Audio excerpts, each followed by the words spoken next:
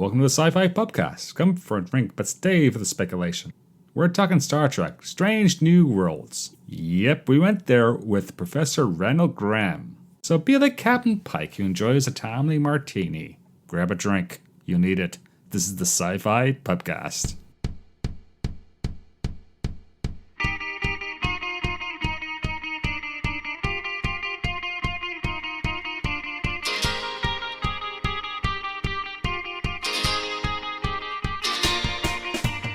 Greetings, welcome to the SciFi Pubcast, the podcast that tries to be a pub, and perhaps someday a pub that tries to be a podcast. And as always, we are looking for customers to come visit our bar. If you're passionate about something, you want to be on a podcast, well, let us know, because this bar, is all about community.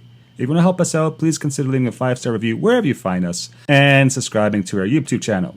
We're back, yes, another podcast, another episode, every 2 weeks, like we're on track. It's almost like the old days. My name is Joel. So didn't we record last week? Maybe last week or the week after. I'm not sure. 2 weeks ago. It is 2 weeks. Yeah, that's not bad. That's not bad.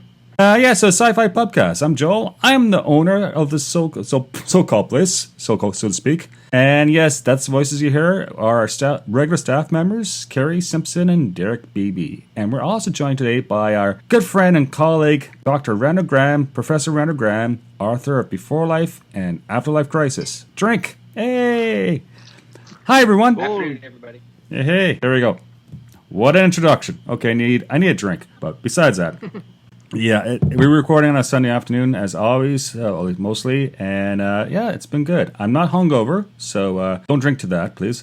And I'm psyched to talk about Star Trek Strange New Worlds. So let's just say that. But before we do, let's check up with everyone. So, Carrie, how's life in Southern California? Life in Southern California is hot. Apparently hot enough that I don't remember what the date is. So and when we recorded last. So carry on. Carry on. It's in the 90s and it's supposed to be like that for the next week or so. So yeah, we are finally in summer weather around here. Nice. So just wait till winter where you get all the snowstorms and blizzards, and you're just wishing for summer. No, that's just in Canada. It doesn't snow in LA. Or well, it does on very, very rare occasions, but not in the middle of summer. Not in the middle of July. Oh well. And of course we have Derek in Pennsylvania. Derek, how you doing, man? Hey, I'm still in the middle of my prolonged Star Trek marathon of everything. I've been watching TV shows and movies and reading the books. So what I've are you been living and breathing Star Trek for the last month or two? Only a month in fact, just last night I watched Star Trek V: The Final Frontier. So you're on like which is not at all relevant to this conversation. Well, yes, it is. So you're on like a 5-year mission then. Yeah. Okay. And I actually think Star Trek V is mostly a good movie. The ending is definitely a very lame cop out, but up until like the last 20 minutes, I think it's a pretty good movie. I think it's legitimately funny. And I think it is the best example of Kirk, Spock, McCoy humorous bantering. And I think that the guy who plays Sybok was a really good actor who really came off as being very charismatic and powerful. So I think that's actually a pretty deep right up until the very end where the special effects craps out. So what you're saying is you're joining a cult, right? That's yes. what you're saying? Oh, God. Yes. So I should ask you, Derek, how's our kitchen doing? It's cleaner than usual, and in honor of our subject today, I made gingergorn men. What they are is they're like gingerbread men, only they're stuffed full of red jelly, and then you break them open halfway through, and all this red jelly comes out, and there's a little tiny gummy bear gorn baby in the middle of it. Tasty. Wow. Yeah. Oh, Okay. Actually, I'm okay this week. That's good. Good job, Derek. Thank you. And there you go. We don't actually want to know what the red jelly is made of, though. Oh, God. Yeah, don't ask too many questions. Life's Yeah, simpler. I was sure he was going to go with Gorn on the Cob. Oh, God. Well, when you buy those unlabeled cans at the grocery store, they mark them half off. It's a really good deal. Oh, God. I've never found an unlabeled can. Well, I rip the labels off myself, but I always get kind of like confused about which one is which. So sometimes there's a surprise in the middle, but that's what life is. It's about surprises. Well, I may drink coffee. I'm switching to beer. Okay. Of course. I need to go grab my bottle of gin. Excuse me. Any which way, of course, the other voice you hear is Randall. Hi, Randall. We haven't seen each other in some time. We actually managed to get together in person and have lunch Well, last week, which was fantastic. Yeah, it was great. And we talked about things. We talked about a lot of things, and great to see you. But you didn't have to wear like a red shirt for this recording. Just saying.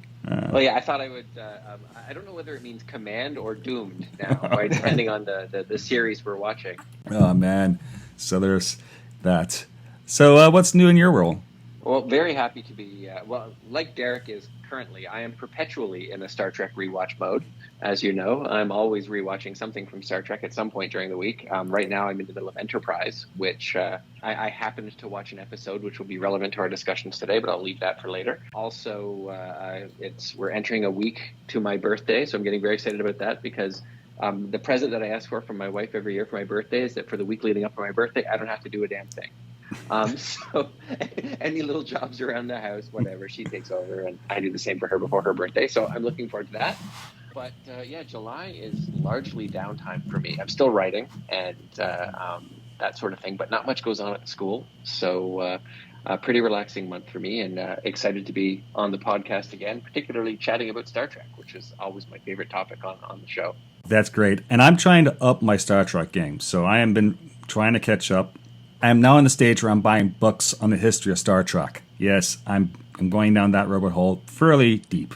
So, well, and I have to let our listening audience and also our other friends on the podcast know that we have deftly arranged for some of Joel's PhD coursework to be directly related to Star Trek, and dealing with the history and future of businesses and business law. So we'll be able to look at business law through the eyes of the Ferengi. We'll be able to look at other commercial arrangements on the Promenade and Deep Space Nine, and it's all being supervised by a colleague of mine who is not only one of the world's leading experts on the history of business law, but also a massive Star Trek fan. So This is just going to be a good time for everybody. Yeah, which is great. Of course, I'm not the business law guy. My background's in criminal law and some administrative law. So, hopefully I get to understand the concepts and then apply Star Trek, appropriately to it. Okay. But I digress. Considering that I occasionally listen to the Legal Geeks podcast, this is very fascinating. I'm looking forward to your next podcast endeavor, Joel. Oh God! Go ahead, Joel. If you're looking for really good making of Star Trek books, there's two by Mark Altman and Edward Gross. They're called The 50-Year Mission. There's one that covers TOS in the movies, and then there's one that covers TNG Onward. They're each like 600 pages long. They're an oral history of people being interviewed, and they really get into the nasty nitty gritty of it. You find out what a horrible person Gene Roddenberry was in the TNG era, and how you get all the dirty details. It's really fascinating stuff. That's amazing. I'm gonna grab two books off my shelf. Give me 1 second. And while we're on the subject of Star Trek books, I want to point out, I don't know what they're called. I think it's Simon & Schuster, but every month they put out about 10 Star Trek ebooks for 99 cents each. So I've just been finishing my massive Star Trek book marathon, and I was able to get all this stuff for 99 cents each just by checking the list every month and buying the ones that I needed in my list. By the time I got around to reading them, I already owned everything for 99 cents a pop. And so you can, there's an endless number of books, but in the last 10 or 20 years, it's all been a single continuity of all the books tied together. And it's really good stuff. Like the TNG stuff reads more like DS9 because it's kind of like a dark and gritty, continuity heavy, moral grayness kind of thing, and they're really entertaining, and you can pick them all up for 99 cents a pop if you're patient and you just wait month to month to slowly build up your list. Yeah, but these are all audiobooks and ebooks. Yeah, I don't do audiobooks. I get distracted. Yeah. Yeah, I don't. I tend to not do audiobooks unless I know the book inside and out, which is why the only audiobooks I really listen to are Hitchhiker related. Great. Any which way, so Amazon Prime, at least in Canada, has some sales on. So I got a very important book. It's entitled Star Trek 6 as in sex, S-E-X, analyzing the most sexual charged episodes of the original series by Will Stape. And it also has like the other like Next Generation and all this stuff. Very important. I'm not sure how applicable this is to my studies in law, but who knows? I just have to read it to find out, right? I'm not examining you on that, dude. And so I got the new edition from, I think, 2016, DK publishing the Star Trek book, Strange New Worlds, Broadly Explained, new edition, revised. So it's, now because it's published, I can source to this. That's an academic trick. It finds a legitimate source to cite to, okay? It's all about citation. So, true. Yeah. But any which way, we're talking Strange New Worlds and not Brave New World, which is a entirely different reality and different thing. Yes, we're talking Star Trek again. So let's start off with the conversation about our initial thoughts. And who am I as the publican, the owner of the SciFi Pubcast, if I don't give Randal Graham first shot of his initial impressions and take on Season 1 of Strange New Worlds? Go for it, Randal. All right. Well, thank you so much. I love it. I have nothing bad to say about it. I have one episode that I didn't like as well as some of the other episodes, and I'm willing to bet you can probably guess what one that was. But yeah, I love it. One thing that is different about me from quite a number of sci-fi fans is I try not to know what's coming on the horizon. I don't follow the news about what series are going to be coming out unless I happen to bump into it. So I didn't know Strange New World was coming until it was almost here. And the whole time, as you'll recall from some of our prior podcast engagements, I've been begging Star Trek to become episodic again. Like I quite like Star Trek Discovery. I quite like Star Trek Picard. But the one story per season, the giant arc, the ever-increasing stakes, right? If you're only going to have one story, it must be the whole universe that's at stake. If you're only going to have one story, it must be the whole galaxy that's going to explode. And so these massive, like, everything's important. We can never just take a day and care about Chief O'Brien's wedding, right? Like that's the stuff that I missed from the old TNG era, the TOS era, well, all the old classic Star Trek. And so I've been wanting that for a long time. I had no idea that that's what was going to be at the heart of Strange New Worlds. And I love it. I think they've done an excellent job. I love the actors. I've met a bunch of them, and on the Star Trek cruise, of course. And I couldn't be happier with the product they put out. I just noticed that it has like a 99% approval rating on aggregate on Rotten Tomatoes, I think it is. And people seem to be loving the show. It's got just the right amount of fan service where, little references to classic episodes of the original series, little nods to things that happened in other series that might have escaped some viewers that people who are deep into Trek lore will have picked up on. And I think the acting is great. I think the writing is fun. I think the special effects are awesome. And I really enjoyed it. That all having been said, I've only watched each episode once. So yeah, I'm going to have to do my rewatch probably toward the end of the summer. But so I'm not as knowledgeable as I could be if I had poured over each episode a couple of times. But I watched them once, just sort of fanboying all over the place, and absolutely loved it. So I'm really excited about today's topic. That is fantastic. Yes, I spent my morning watching the original pilot of the original series, The Cage. And, of course, I saw The Menagerie, Part 1 and Part 2, which is a reuse of the original pilot. So I'm up my Pike history, which is great. Excellent. Yeah, I spent part of yesterday watching or rewatching Ballads of Terror because that's not at all relevant anymore for this season of Strange New Worlds. Yeah. I'm kidding. Yeah. I love the series because it reminds me of the original series, and that's the series which I grew up at least on reruns as a kid. And the fact that you have the color scheme, the tone, just the feelings that each episode, who knows what's going to end up happening, right? Because you don't have to carry on any character arc or some binding plot. And I think Randall's absolutely right, and it's refreshing. And a little point is, for all the Canadians out there, they filmed this in Mississauga, Ontario. So, Toronto, in other words, just outside Toronto. So, yeah, Mississauga is finally doing something good. Excellent. Interestingly, I'm a little bit different from Joel in the sense that I did not love the original series. I liked it just fine. Of all the Star Trek series, apart from perhaps the animated series, the original series is my least favorite. Again, I like it fine. I love the movies starring the original series folks. I think they're fantastic, including Star Trek: The Motion Picture. Damn it, it's a great film. But I don't love Star Trek V. I'm not in Derek's camp there. But yeah, I don't love the original series. But what they've done with it in Strange New Worlds, it makes me have even greater fondness for the original series than I already had. Yeah, I would agree with that. I'm not really a TOS guy either. I didn't really grow up on it. I'm much more of a DS9 or TNG guy, so I don't have this deep nostalgic connection to the original characters, aside from the movies, of course. And I've ended up enjoying this a lot more than I thought I would. And, seeing even Pike and Uhura and Kirk, it's really cool to see them reimagined like this. Carrie, you're up. Yeah, well, I mean, I did semi grow up watching, bits and pieces of the original series.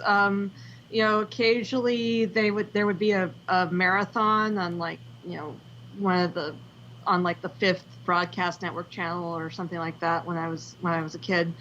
Otherwise, it was never on early enough for my parents to let me stay up and watch it. And Star Trek 3 is the first movie I can remember seeing, so that's kind of where I am. But I love this series. I love the nods to the original series. I love the bits and pieces we get of other Star Trek lore. I love that you don't necessarily have to have seen anything prior to this to get the general gist of what's going on. But if you've watched season 2 of Discovery, if you've watched Star Trek 5, if you've watched a few episodes here and there of TOS, you kind of, it helps. And I will say I even love the casting of Kirk in this, but I'm slightly disappointed that there has not been a reference to space vampires, because I did watch Vampire Diaries, or at least most of Vampire Diaries. I have to finish Vampire Diaries at some point. So I did like Paul Wesley in the role. It's a different Kirk, but so is Chris Pine. So I'm fine with that as well.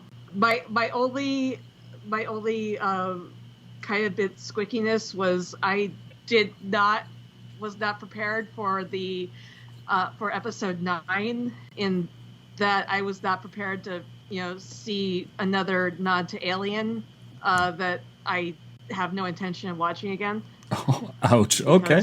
But no, because I've never. I think we've discussed this before. It's like I had a hard enough time watching the nod to Alien in Spaceballs. It could be worse. It could be Derek's cooking. This is true. But I mean, we all know to avoid Derek's cooking, unlike the the diner scene in Spaceballs or the episode 9 of Strange New Worlds, where it's like, oh yeah, that's how the Gorn breed. Okay, so we have Alien crossed with Predator crossed with Jurassic Park. So you were looking for a content warning at the opening of the episode? No, I wasn't, but I was just I'm squicked about things popping out of people's chests or backs or whatever. Well, yeah, you have to have the stomach for it, but honestly, I love this series. It's kind of like what they say about Star Wars, right? Okay, it's kooky, and that's okay. Now, the Strange New Worlds, yeah, it's kooky, and that's great. I think it adds value to it. I love the tonal variation from episode to episode, right? Like the Elysian Kingdom, followed by All Those Who Wander. Elysian Kingdom was not my favorite episode. It was very true to original series episode stuff that happened all the time, right? Where suddenly we're in this fanciful fantasy world, and the sort of explanation for why it was happening was, consistent with Star Trek logic. But it was, although it had dark moments to it, there were certain aspects of it that were sort of a lighter in tone episode. And then suddenly we have All Those Who Wander, where we have chest bursters, and then Quality of Mercy, just a fantastic episode. I like that they don't feel like everything has to be dark and scary all the time. Oh, Spock Amok, where it's dangerously close to hijinks, and Freaky Friday all at the same time. Yeah, like we've got Freaky Friday happening, and it's just an outright silly premise for an episode, and they just leaned into it, and it was great. And Ethan Peck did a fantastic job. I love the tonal variation. I love the episodic nature of it. I love the willingness of the actors to play with the characters a little bit and not feel too shackled by old content. I love the little Easter eggs that I didn't notice at first that suddenly you realize, oh, that's who they're talking about. Like all the stuff about the Illyrians and their genetic alteration. Some of our viewers might not have caught, or of our listeners might not have caught the fact that the Illyrians, remember those from the old Enterprise episode, Damage?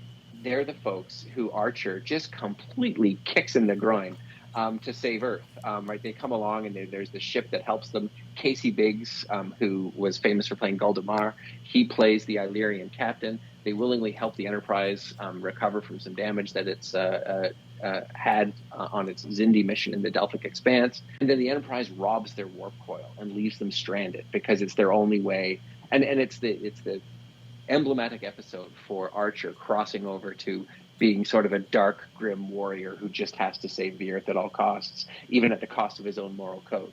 And that's the Illyrians. And then we find out that that's the heritage of Una, of number one, that she's an Illyrian. And she doesn't look like them because they engage in so much genetic modification. And then now you're arrested just for being Illyrian and trying to be in Starfleet. Once again, these are the Federation's whipping boys. And little consistencies and crossovers and winks and nods like that are just plentiful in the series, and I love it. Am I sounding too enthusiastic? No. I was actually going to go with a different route and talk about how there's been this discussion about why Michael Burnham and Spock never talked about Sybok, and knowing how over the course of the last 56 years or so, Spock never divulges anything unless he has to, and Sarek never divulges anything unless he has to. I'm starting to think that Spock and Sarek just never bothered to tell Michael that there was another sibling out there somewhere. Mm-hmm. I'm like, oh, yeah, this makes total sense.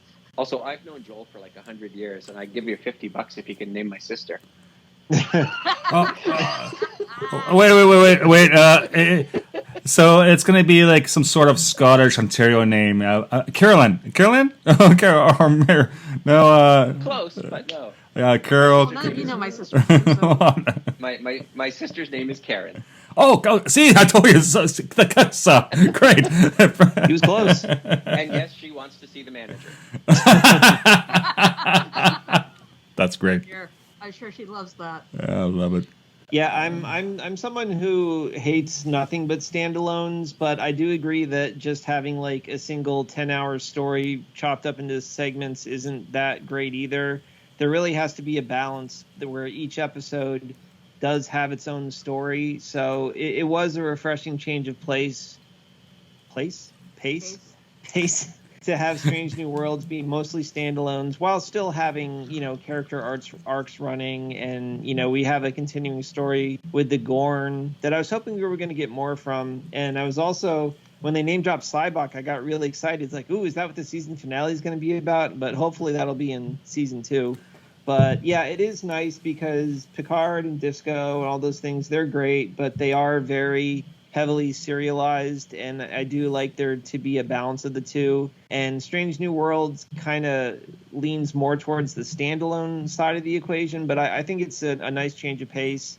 And if it was literally like the original series where episodes had zero continuity with one another, I would be complaining, but it's not like that. We do see the characters progressing as they go along, so it's a great balance. Yeah, I like how they've laid a number of threads that are ongoing stories that they don't beat you over the head with. Like there's the whole Pike knowing his fate and perhaps trying to dodge his fate or modify his fate in some way, yet at other times accepting it.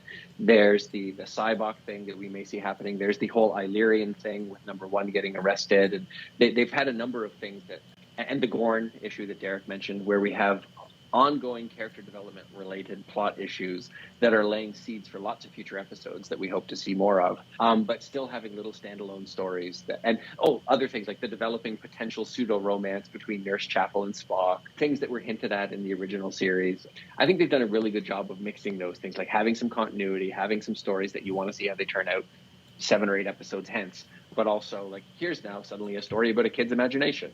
Here's a story about alien chestbursters. I can't wait till we get to, Pike's cookbook. I'm looking forward to that. I can add that to my collection. Completely offense to Derek and his kitchen, but I want to be invited to. I want to go play in Pike's kitchen. I think Captain Kirk got ripped off with the size of his stateroom after we seen Pike's cabin with all the cookery and all the space he seems to have in there. They must have redesigned the ship a little bit when it's just Kirk. Give him a crappy little cabin. Well, in the series finale, Pike's cabin gets blown to pieces, and Kirk has to take the cleaning cabinet behind it. Yeah, that's right. To be fair, I don't think we ever saw the entirety of Kirk's cabin. I mean, maybe we saw a couple of crappy rooms in it, but they've really given the captain quite a place to crash. I'm also thrilled to see the ongoing story of how much higher and poofier Pike's hair can get, because it seems to keep climbing and climbing with every episode. I think there's a general theory that they make his hair taller because Rebecca Romaine is so tall that they're trying to match heights a bit without making it look too ridiculous. So it's not an arousal thing then? So I'm not even going there. Okay, fair enough. Have you guys seen the Captain Pike Johnny Bravo memes all over the internet? I have. They're hilarious. They're really funny. And I think I missed this. Pike had a beard in 1 or 2 of these episodes? In the first episode. Oh, okay. In the pilot when he was introduced. Right. Yeah. So, but he was getting some downtime on his ranch in Montana, right? Yeah. Okay.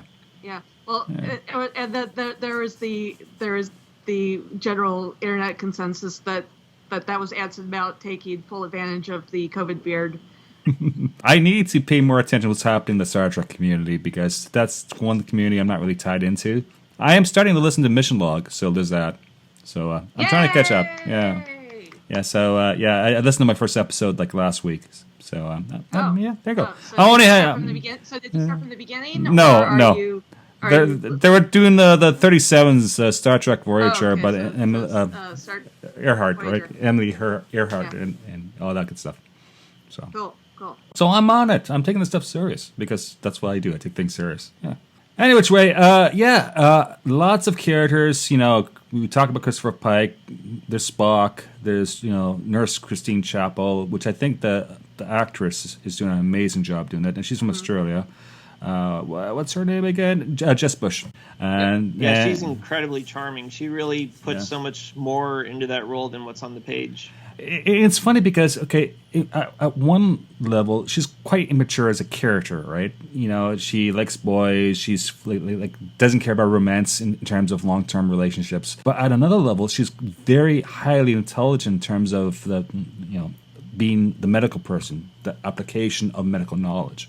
And I want to see her mature as a character, as a person. Go ahead. One thing I really want them to do with her character, it's so silly and random, but if I were in charge of the world, this would happen, which is probably why I'm not in charge of the world. But I think it would be great if Starfleet hires Nurse Chapel and says, we'd really like you to record the voice we're going to use in our future starships. Oh, God. Hey, oh, God. Randall, we reach, because like I said, I am disappointed that there's no reference to space vampires when Kirk's on screen, and this is why they don't ask us to contribute to Star Trek. Absolutely, yeah. I was not prepared for how much I would like the Christine Chapel character. I think she's doing a fantastic job, and the actress is great. One person who I was instantly prepared not to like, and I feel badly about this because I love the character now, was Lon Noonien Singh. Yes. Because I didn't like the device of throwing a Noonien Singh in there, and it seems superfluous. We've already got an Illyrian there who's the actual genetically modified superhuman person, and it seemed like just an unnecessary throwaway. But the actress is so good, and what they've been doing with the character is so good that I really love her performance. I already knew I was going to love Uhura and Mbenga. They're fantastic actors too. Bruce Horrick was a bit of a surprise. I didn't know what to expect from an Anar on the Enterprise, but I thought he did a great job. There's just, and I feel badly because I haven't said anything about Ortegas yet, but also another fun character. There's just nobody I dislike on the ship, except to the extent that you're supposed to dislike them. Like Sam Kirk is supposed to be kind of goofy and annoying, right? And he does that very well. But I'm just I'm consistently surprised at how much I like each of the actors, each of the characters. And to run through the names quickly, and of course I'm going to mispronounce them, so please jump in. We have Lian Nanoon Singh is played by Christina Chong. Aurora is played by Celia Rose Goding. Dr. Mbagi is played by Babs, and it's an African name. Please forgive me. Please help me with this. Ulisan Mukun. Don't know. Okay. Hammer's played by Canadian actor Bruce Horrock, who's nearly blind in real life.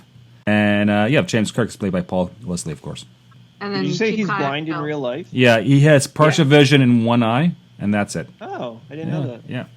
Yeah, he's legally blind. He's they tout him as the first legally blind actor in Star Trek. And I think we skipped over Chief Kyle, who has several appearances. Andre Day Kim, who's apparently very mean, but we've never seen the mean part. Yeah. Is he related to Daniel Day Kim? No idea. He's from GTA, so Greater Toronto Area, Mississauga, someplace like that, according to the Wikipedia article. Because he went to like Sheraton, I think, college, if I remember my morning reading. Thinking, he was in Degrassi. That would explain it. Degrassi is this Canadian, high school teenage thing is a cult following that's been on forever and ever, for generations almost. Kevin Smith talks about that constantly on his podcast, so even though I've never seen it, I'm kind of like indirectly familiar with it already. Yeah. I dated one of the actresses from Degrassi, but that's probably enough on that topic. Oh, God. This is just like high school. No, this is great. Yeah, there's so many good actors out there, and I spent the morning watching, of course, the repeats of The Cage and the Menagerie Part 1 and 2, and just how it links. I think that's neat, and I think if you drill down to each of the major characters on Strange New Worlds, you can see the motivation of what drives them as characters, right? Partly, I should say. Take Pike. Of course, he's facing death. Something that's, he's destined to die, and he knows his fate. What does that do to a person? Or you take number one. Of course, she's an Illyrian. She's going to get caught, right? And you have baggage as well, right? The Christina Chong character, the Nanoon Singh, and all that baggage, right? To me, that the writers are very good at telegraphing some major points, and then we are going to see how it's going to play out in terms of the series. As a quick aside, having just watched the episodes that you watched, The Menagerie and the Cage, I think your next assignment, sir, should be episode 8, season 2 of Discovery, if memory serves, because that's the one where we have Vina and Pike and the Telosians from the perspective of the Discovery timeline. Right, which I did see like a year ago, which I have to go and revisit. So I am trying to get up to date. Deep Space Nine, I'm way behind. I have to watch it again. So I watched when they were first. So good. Yeah. Well, and I like that they are using because this is something that the Mission Log guys talked about a lot when they were doing TOS. It's like because of the way television worked in the 60s, the crew of the Enterprise never remembered what happened last week. So I like that we're finally allowing Star Trek to remember history, or this generation of the crew to remember history. So we have nods to Khan, and some people in the Star Trek universe actually do know that Khan was a bad guy, and we don't know. Maybe they don't know what happened to him, but they know that he did some really shitty stuff, sometime in the past, and that La'an is having to deal with fallout of that, and with her having to deal with the discovery that Una is an Illyrian, and what that does to their relationship and all that. Wasn't Khan basically like a Hitler running concentration camps and killing people? Shouldn't she have changed her last name? I don't know. I mean, like after World War II, did anybody keep the name Hitler? Surely everyone legally changed their last name at that point. Yeah, but there's something said to be, a generational redemption thing, right? Okay, just because you're related to someone doesn't mean you're the bad person. Right. You can climb out of that pit. I love that in every iteration of Star Trek we have, where there are references to Khan, right? We have them in Enterprise, we have them in, obviously, the original movies, the original series. They just lean into the fact that the eugenics war took place in 1992. And they're just going with it. They're not continually punting it into the future to make it seem like a thing that might happen. They're like, nope, 1992, we totally had a eugenics war. Well, We all forgot about it because of COVID. hey, well, I mean, when was the first test tube baby and stuff? I mean, because that would make sense that, you know, the genetics war might be going on and we don't actually know about it. Yeah, I think Dolly the Sheep was the 90s somewhere. Let me figure what year. Yeah. Yeah, it was.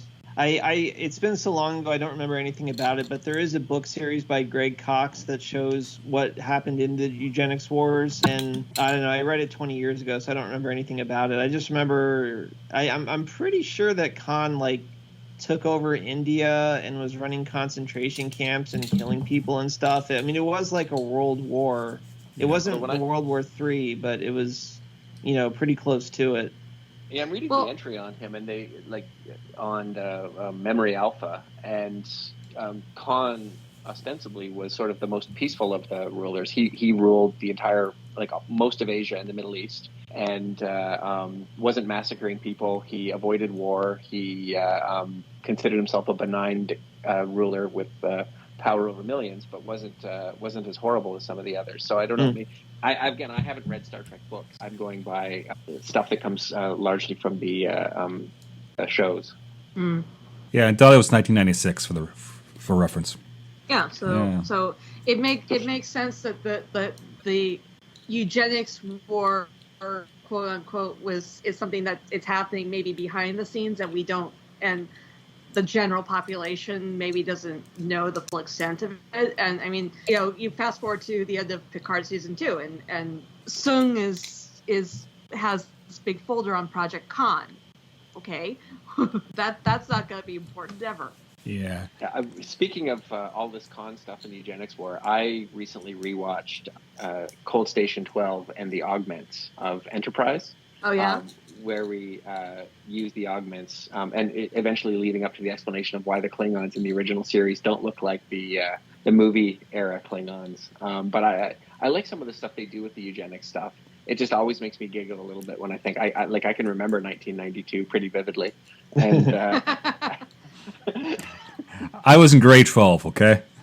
I was a freshman. So yeah, I think that was the year of the LA riots too. So there was other shit going on at least in LA in the 90s that I had that was more important. Honestly, I was in first year law school.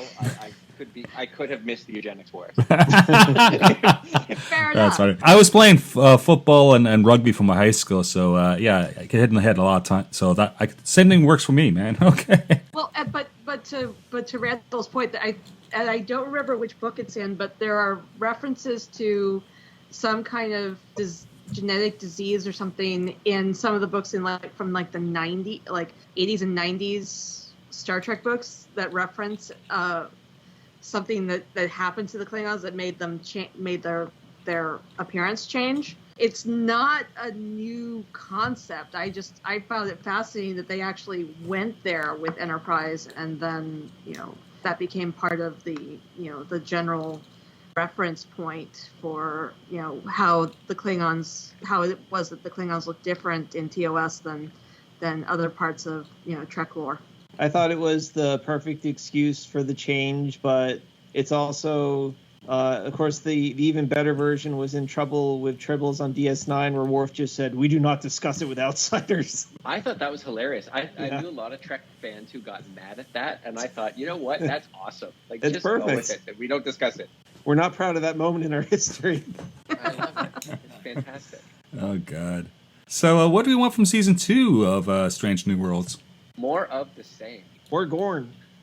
I wanted to get wacky, right? I wanted to really go back to the original series and some of these outlandish, pun intended, plots. You know, I think that'd be great.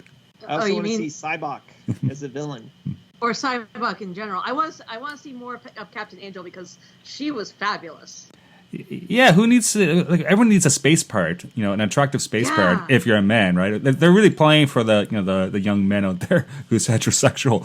Okay. Well, sort of. I mean, the actor who plays Angel is trans, right? Is he? Yeah. Okay. Yeah. I didn't pick that up. Okay, that's interesting. Yeah. Yeah, and they're. I think they're sticking with their inclusivity and diversity and all sorts of good things about Star Trek that I actually have come to love about it. I thought it was really cool to have this really slick trans actor being this awesome pirate. I thought, hooray! IDIC in its best forms, infinite diversity and infinite combinations, and I thought that it was really, really well done. That's amazing. That's great. I didn't know that. Hey, I learned something. Yeah. You must follow different people on Twitter, Joel, because my Twitter feed was all about that when that episode came out. Actually, and there was like some internet nastiness about it too, unfortunately. Yeah, honestly, anything that's toxic. It's almost a given, unfortunately. Yeah. Yeah. Honestly, Derek, in terms of Twitter, I'm on Twitter all the time because it's a source of information. But any nonsense like that, I just mute the person or delete the person. I'm not following the idiotic conversations. I'm meeting journalists and scholars and people who have good perspectives. May not be my perspective, but I want to see their perspective. I've tried not to be greedy with what I want out of season 2 of Strange New Worlds. The only thing I'm looking for in season 2 is I would like more backstory on Ortegas, and I have a running theory that the Ortegas we see in the last episode, because that's a 7-year jump, that has something to do with the revelation of Una being Illyrian to the general population, but I could be wrong about that. Interesting. Because they're and I'm not the first one to say this. There's a very, very definite tonal shift to her character from when we see her at the beginning of that episode, and then when we see her 7 years later when they're doing the rerun of Balance of Terror. And I get that is in part they're trying to make her the Styles character from the original episode, but the shift in her character and how bloodthirsty she is and how distrustful she is of people who obscure the truth. Something has to have happened to her within the last 7 year that 7-year period that makes her not want to trust people. It was a little too much of a hard turn for me. Yeah, 7 years can be a very long time for Dilla. This is true. Yeah. This is true. And it was an alternate future. It wasn't, the future that's going to be. That is also true. But I have a feeling that that's something that may get addressed next season. Or I could be wrong. One question that I have, and Joel, maybe it's in that book you just bought, but I was very surprised to see that Vulcan couples kiss and apparently have sex when they're not in Ponfar. Like, I thought that they had no physical affection whatsoever unless they were in heat. So to show Spock and T'Pring kissing and apparently having sex was very surprising to me. Well, it's not really logical. It's more of a human emotion, I would think. T'Pring is nuts. It never occurred to me that they were limited to only having sex during Ponfar. I just knew that they were driven that they must have sex during Ponfar, which I guess explains why it's that you might have a cycle of birth that is not like Cyborg and Spock don't have to be exactly 7 or 14 or 21 years apart. There's difference between biological imperative and just enjoying sex. They never come out and say anywhere until Strange New Worlds that Vulcans can't enjoy sex. They just say that Vulcans have to have sex at least once every 7 years, and I'm guessing that's just more mating for reproductive purposes rather than pleasure. And now I feel really bad for Tuvok being stuck on Voyager for 7 years. Well, even in the future, there must be power failures, and what else are you going to do? Yeah. Sometimes the Wi-Fi goes out. There's going to be accidents. You can say that. Okay. Wow. Okay. Let's move on. One thing about these recent Star Trek series is I love the fact that they have all these different types of aliens, right? And you see, the blue, the green, and all that, right? All the different aliens out there. And I actually quite enjoy watching the Hammer. Is that how you say his name? Hammer? Yeah.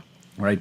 Like, we get to a stage in this season where we are empathizing with Hammer, who's completely alien from what a human looks like.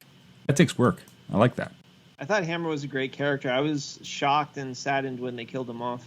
Yeah, they kind of had to do that. Like not with Hammer, but with someone who we don't have in the original series.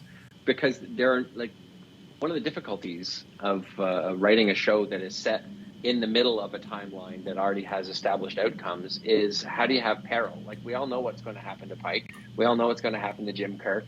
We all know what happens to Uhura.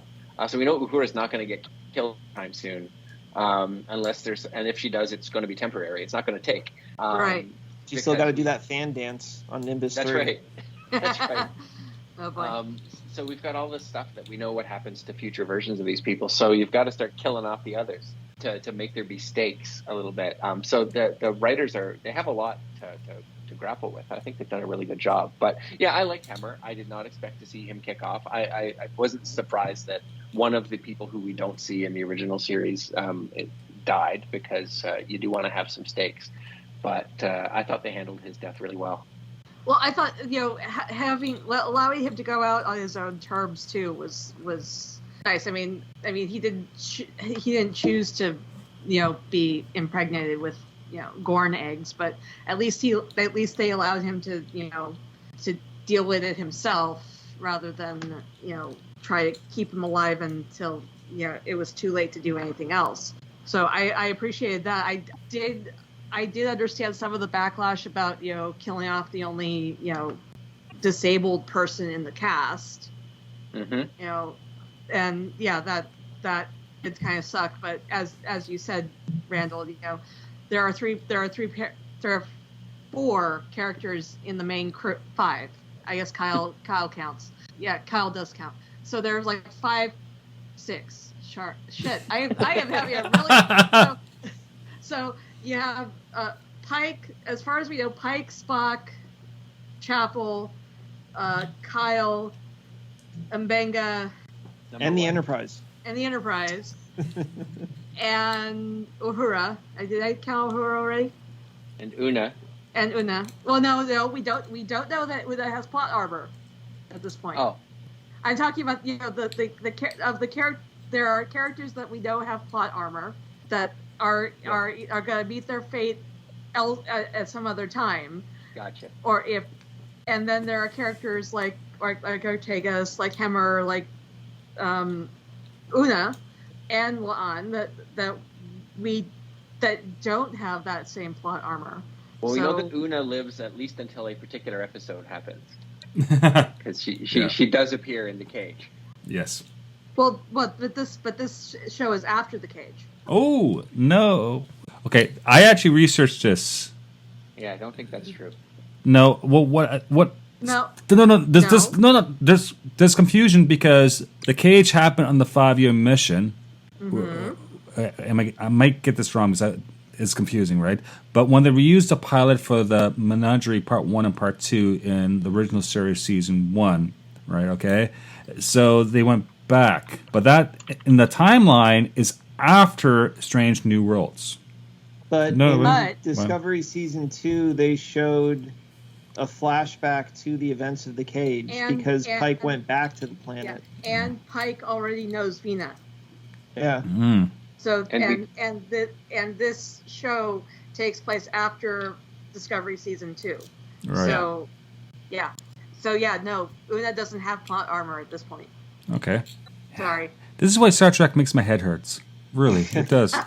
Star Trek? Is it Star Trek or just time travel? Yeah, both actually.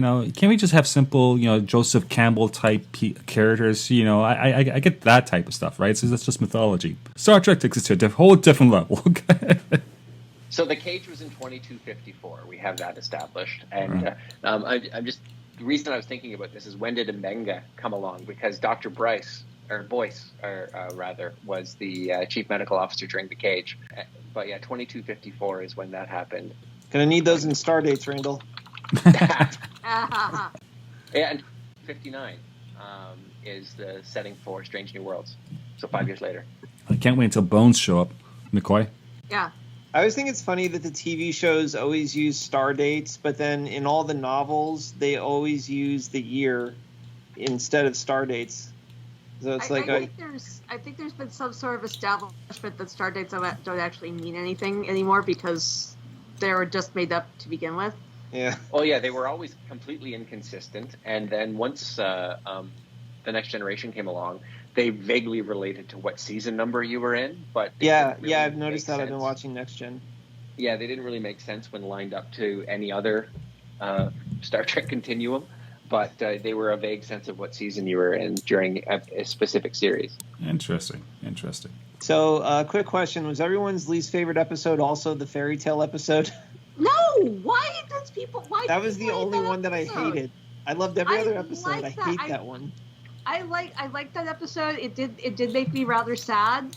I was waiting for someone to comment on the fact that the Vulcan was smiling through the episode because when the Vulcan smiles, we know things are really really bad. But he wasn't actually a Vulcan in that episode. Really, he was a wizard. That's true. Well, no, that Elysian Kingdom episode, it's the one I mentioned earlier, was my least favorite. It rated significantly lower than all the other ones on IMDb. All the other ones are, mostly the other lowest ones. Serene Squall only got a 7.3. That's the pirate one. Ghost of Illyria got 7.8. But Elysian Kingdom is 6.1. And, a lot of the others are up in the 9s and 8s. So it's the lowest rated one. I didn't love some of the fantastical episodes. I mean, when Q did it, and would make them all be Robin Hood and whatnot in the Next Generation, I was all right with that. I sort of had a consistent, character arc in mind for Q and the kind of stuff that he put them through. The Elysian Kingdom, the thing that bugged me, and I hate to nitpick because it's a fantasy series, right? Like sci-fi fantasy, and crazy stuff is supposed to happen. I didn't know where I landed on Dr. Mbenga's choice to say to his daughter, all right, yeah, cool, go with this cosmic entity because, I'll take your word for it that it's awesome. I have no idea how influenced you are by this thing. I don't know if we're going to be able to save you. I can sort of get it, but he seemed to go from, 0 to 100 pretty quickly in terms of confidence in sending his daughter off with this entity. Well, she was going to die if she didn't. So. Yeah. Well, yeah, probably, that was... But maybe not. But what kind of life did she have? She was basically living in the transporter buffer this entire time. They could only take her out of the buffer for so long without the disease progressing, and that's actually what hit me about the episodes, like having not necessarily watched the progression of my teacher's daughter's disease, but having watched my teacher go through it. It's like, if you have a choice between, not letting Nakia live her best life, or letting her go off and be with this cloud entity, what do you do at that point? And I really hurt watching Mbenga have to make that decision. But it was the best decision he could. It wasn't his decision to make; it was hers ultimately. Well, if you believe the story that's being fed to you by a cosmic cloud entity, right? Like that was the only part that I had a problem with. Is like this cosmic entity has been manipulating everything and making us live through a fairy tale. I don't know if this vision of my daughter I'm getting is true. I don't know anything that's going on here, but I'm going to roll the dice on this. Star Trek being Star Trek, I kind of hope in a dark way that he'll face the Dr. McCoy problem. Remember, Dr. McCoy pulled his dad's plug, and then months later, they came up with a cure, and this has plagued Dr. McCoy forever. So I wonder about that. Like, if they find a cure for what was affecting Mbenga's daughter, would just be terrorizing for him. But the consequences of allowing an alien entity to merge with a human being, it just in terms of like impact for the Federation, impact for the future, and also I don't know if I'm being fed a stream of lies by this entity that's appearing in front of me, but I'm just going to thumbs up. Randall, you're so distrusting, man. I'm the ex-cop. I'm the distrusting one. I don't like humanity. You're the opposite. Okay. I mean, this is basically what happened at the end of the motion picture, kind of, sort of. which I also think is wacky. I love the movie. Why was it okay for Ilea and Decker to merge with V'ger, but it wasn't okay for Nakia to merge with the Cloud entity? No, you're not understanding. Neither was okay. Okay, I see what you're going. The only way in which the V'ger one might have been okay is if it prevented the destruction of the Earth, which seems plausible, because V'ger was in a position to destroy the Earth and said, "I'll only stop if I merge with the Creator." So maybe there was a plausible threat there, but even so, there's an episode, I can't think of the name, I'm ashamed of it, of The Next Generation, where there's a whole holographic interface in the holodeck, and it's creating some sort of mysterious entity that the Enterprise creates itself. It's this emanation of the Enterprise. Remember, there's a whole scene where that takes place on a train, and yes. Yeah, and the Enterprise is just content to let this newly created entity that has all the knowledge of the Enterprise fly off into space and live and be well and be happy. And whenever we create one of these new entities and allow it to go off and, oh, great, now you have all the knowledge of a human, my human daughter, that's awesome. I always wonder a little bit about, are we going to see future consequences of this where it's going to come back and bite us in the collective ass? But we shall see what happens. Yeah, I'm just disappointed in the episode, The Elysian Kingdom, they didn't use Shakespearean verse very much. They kind of portray characters in a Shakespearean light, but really they didn't use the Shakespearean language of the 15. It was a children's book, so I don't expect Shakespearean language from a children's book, I guess. Yeah. Maybe children in the 23rd century are more sophisticated than I was when I was 12.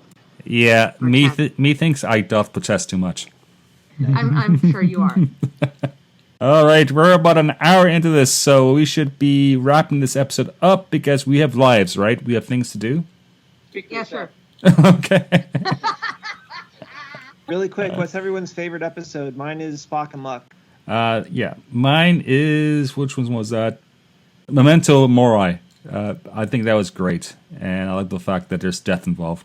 Of course. I'm warped that way. Yeah. Warped that way. I really liked the Serene Skull. I thought that was fabulous, and I also don't understand the Star Trek V hate. So the fact that we got a nod to Sybok at the end of that was just like, oh, yay! Yeah, that's such a cool twist. For me, it's probably Quality of Mercy, which hurts me to say. It feels like it should be The Quality of Mercy, which is the actual Shakespearean quote. But Quality of Mercy I quite liked, but. Just a nudge behind that, I would say Spock Amok, because I liked. Sometimes I don't love comedy episodes, but I thought they did a good job, and I loved the tonal variation throughout the series. So, I really liked that episode too. But again, the only episode that I nudged down a little bit below them is the Elysian Kingdom, and I really loved All Those Who Wander. Sorry, Carrie. I loved that episode. I loved having let's just have a horror episode. Why the hell not? Yeah, that was my second favorite. That was really good. I'm just not a big horror person, sorry. So that's. Me neither. I mean, I like the episode. I like the episode well enough, but it's not my favorite. It's not going to be my favorite episode. I think the Elysian Kingdom is higher up there for me than that one. In terms of moral quandaries, I liked Lift Us Where Suffering Cannot Reach. Let's murder a kid to save the planet. That was not to put too fine a point on it. Wow. Well, all four of us don't want kids, so we're advised. Hey, I'll have kids. I'm just long in the tooth right now. Okay. I thought that was a really well done episode. I thought they handled that quite well. Well, I don't know. I kind of saw where that was going from the beginning. Mm-hmm. I was like, I was waiting for them to. I was waiting for the outcome to not be what the outcome was of the episode. I was waiting for the kid to be saved, and the fact that they did not save the kid was just like, that hurts. Yeah, I think maybe he would have grown up to be a jerk. Maybe he was the next Hitler. Is that Are we going there again, Derek? No. I think of Immanuel Kant, right? Is that category imperative? But that's philosophy school for you. Terrible dilemmas, but that's good because they're addressing these issues and they're presenting them, right? It's like the whole Christopher Pike, is he predestined to die the way it's foretold, or does he have free will? Yeah, I can live entire life in the intersection of these issues just thinking about these ideas. It's great stuff. Well, I mean, the whole point of part of the whole point of Quality of Mercy is to show Pike that if he doesn't die the way if he doesn't get into that accident, Spock is going to suffer, and Spock's got stuff to do. Yeah, and he has and Pike. I was telling someone there's a bit of shades of Q squared, where it's like all these different versions of the characters running around, but only one version of Jack Crusher, and Q's like, there's a reason why there's only one of you. It's because you die. Every time things go correctly, you die. Yeah. Like, well. And of course, Pike followed through on his values, his positive, we want to say air quotes, good values, right? Because he believed what he does, and he's not going to he's not going to let Spock take the fall for him, right? One thing they've done really well in the series with the Pike arc is, for those of us who love the Kirk-Spock relationship and how they become essentially like bonded like brothers over the course of their character arcs, it's sometimes hard to understand when you look at the cage, seeing Spock throw everything to save Pike, right? To take Pike back to Telespore. To the Telosian, so that he can live out his life in relative happiness. But we're doing a great job, I think, in this series of establishing the respect and bond between Pike and Spock. And it's like watching your a couple who you really love, and then you get to see the first marriage and say, "Oh, that was actually a really good marriage too." I think there's a general theory that somehow Spock knows that Pike takes the bullet for him, and that's part of the reason why he's willing to take the bullet in the menagerie. But is that more risk the death penalty to get him back to Telespore? But Carrie, is that explicit or is it an instinct? I almost feel like it's an instinct, right? It's a gut instinct. Spock knows that Pike has served him well. Maybe, I don't know. I mean, Spock is partially telepathic. I mean, they're sure that there's at some point he's going to pick up on something. Interesting. Anyway, interesting. Anyways, Ray, last thoughts before we close our doors, because I have to edit and drink more beer, and I'm sure you guys have things to do. I can go for hours, but it doesn't really matter to me. But in the interest of our group, let's try to wrap it up. Any last thoughts? Let's go with Derek. You're first, Derek. What do you think? I love the show. It's great. I can't wait to see more. I did not like the actor portraying Jim Kirk, though. I did not like that performance, and I hope that was like an alternate version, and he's going to be very different in season 2. I get that, because it was just abrupt and startling, and I don't know where I land on that just now, but I just want to give the actor a fair shake. Because Kirk was an asshole. He was there was no charm, no charisma. He was just angry. And I get the whole asshole business, but maybe we see a different side of his character in season 2. I hope so. This is a version of Kirk that didn't lose the Farragut either, so there's that. Right. That's true, yeah. Carrie, your last thoughts? I cannot wait for season 2, although there is Lower Decks season 3 coming next month, so that will tie me over until then. I thought it was very, very sneaky to announce that they had cast Paul Wesley as Kirk for season 2 and then bring him into the end of season 1. So kudos to them for that. I did the casting, but I love this. I love this season, and I can't wait to see more. Fantastic. My own view is if they could make one change to Strange New Worlds to make it align better with Star Trek: The Next Generation, Deep Space Nine, all those old series that I sort of grew up on, it would be that it would have 26 episodes per year. Yeah. Nothing has to, unless it's network television. Nothing has 26 episodes anymore. I just want more. Not even network television does 26 anymore. They do like 20 now. 20. Yeah, we're greedy. Oh wow. Yeah. My last take is I love the series, and I look forward to an episode in the later seasons where there's going to be like a fencing scene, fencing with swords. Yeah, because it'll be a nice callback to the original series, and nice. I used to be a varsity fencer back in the day, so I've been missing it actually. See what happens. Are we going to see Sulu? Maybe. Are we going to actually see Scotty and not hear him? That was great. I like that. That was kind of awesome. So many callbacks. I love it. Anyway, we're closing our doors. This show is available on most podcast platforms and on YouTube. Subscribe today. For listener engagement and announcements, please follow us on Twitter at SciFi Pubcast. And if you want to contact us directly, our email address is management@scifipubcast.space. We love hearing from our listeners. We really do. We do it because we're a bunch of friends who like talking about science fiction topics. Also because we want to increase the community. Because we think, we believe that having conversations about these shows, it's healthy. It's really healthy in many different ways. Carrie, what's your Twitter address? My Twitter handle is Carrie Blackfire42. That's Keri Blackfire42. And what other podcasts are you on? I am also on DC Talk, which is on a bit of a hiatus right now, but that's our these are all over on the Random Chatter Network. DC Talk is our DC news and discussion channel show, but there's very little DC news at the moment, so we're kind of on hiatus. I'm also on Cape Chronicles and Enter the Dojo, and by September we'll be doing our review of Cobra Kai season 5. Most excellent. Yes. Derek, what's your Twitter address, sir? I'm at Derek J. Beebe, and my website is derekbeebe.com. And plug any books. What's the last book you loved? Well, I've been reading all the Star Trek books. Anything written by David Mack is awesome. He's a great author. So if you see something that says Star Trek David Mack, you should get it. It's going to be great. Fantastic. And Randall, what's your Twitter address, sir?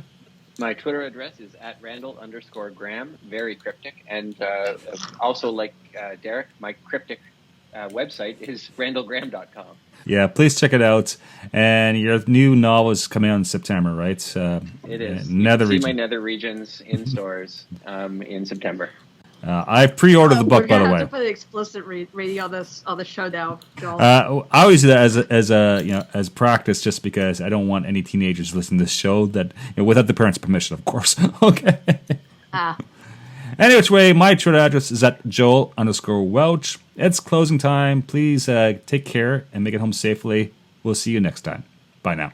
Bye. Joel Untrue. Music provided courtesy of Logan Rathbone. Podcast logo by Jea Rhee. Copyrighted Joe Welch. Listen responsibly, and we can't wait for your next visit to our fine establishment. Cheers.